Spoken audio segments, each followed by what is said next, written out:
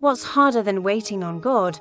Waiting and hearing nothing. Total silence. Imagine being Moses. He fled Egypt, the most powerful nation on earth, and for the next 40 years. He heard nothing from God, no prophecy, no confirmation, no sign that he would ever be more than a shepherd in the middle of nowhere. Then, suddenly, God speaks. Not in a palace, not in a roaring crowd, but in the quiet of an ordinary day. Tonight, we're going to uncover why God sometimes waits to speak, how you can recognize when that season of silence is about to end, and what happens the moment His divine timing finally breaks through.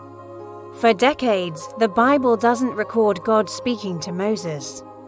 But that silence wasn't absence. It was alignment. Think about Psalm 46:10, "Be still, and know that I am God." That word still doesn't mean doing nothing. It means to let go, to surrender. Stillness is a formative process. It's where God gets our full attention. He often withholds His next instruction until our own self-reliance starts to die down, until our frantic sense of urgency fades, and until our ego finally gets quiet. God's voice is powerful, but it is often heard most clearly when all the other noise in our life no longer competes for the microphone. The silence isn't a punishment, it's a preparation. So why did God wait a full 40 years? Remember, the last time Moses tried to help his people, he did it his own way, in his own strength, and it ended disastrously. He was a prince of Egypt, full of confidence and ability. Now, God waits until Moses is no longer the man who thinks he can do it all himself. He waits until Moses probably doesn't even want the role anymore. Acts chapter 7 says, "After 40 years had passed, an angel appeared to him in a flame of fire in a bush." Notice the wording, it happened when the time had passed. God's timing isn't based on our emotions or our readiness. It's precise, it's exact. That long delay you might be experiencing isn't a sign of denial. It's often the very evidence of God's precision. And how did God finally break the silence? Through a burning bush, Moses wasn't in a deep prayer session when it happened. He was just working, tending his father-in-law's sheep. It was just another ordinary Tuesday. Then, something unusual catches his attention. Exodus 3 says, the bush was burning. Yet it was not consumed.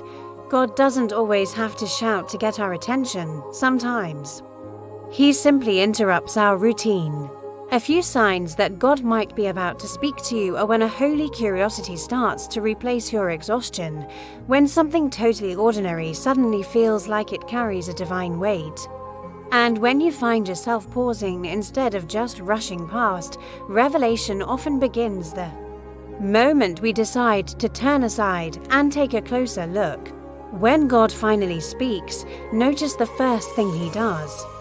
Before He gives Moses a single command or assignment, He establishes identity.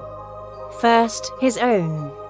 He says, "I am the God of your father, the God of Abraham, the God of Isaac, and the God of Jacob." Then He addresses the situation. "I have surely seen the oppression of my people, and I have come down to deliver them." Notice, He doesn't say, "Moses, you are going to deliver them." He says, "I will deliver them, and you, Moses, will get to participate in what I am doing." This is so key. True calling doesn't begin when we feel like we are the solution. It begins when we realize He is the solution, and we just get to be a part of it. After this incredible encounter, Moses' response is pure hesitation.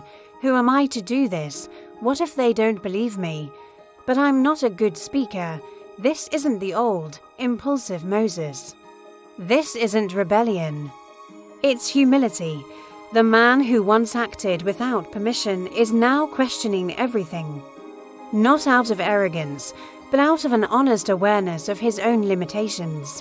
This kind of fear that shows up after you've heard from God is actually a sign of maturity.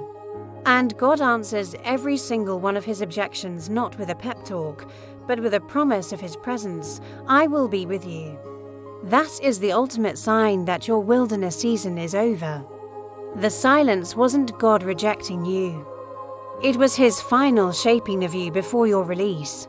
Next time, we'll explore something fascinating: why Moses actually tried to refuse his calling, and more importantly, why God didn't let him.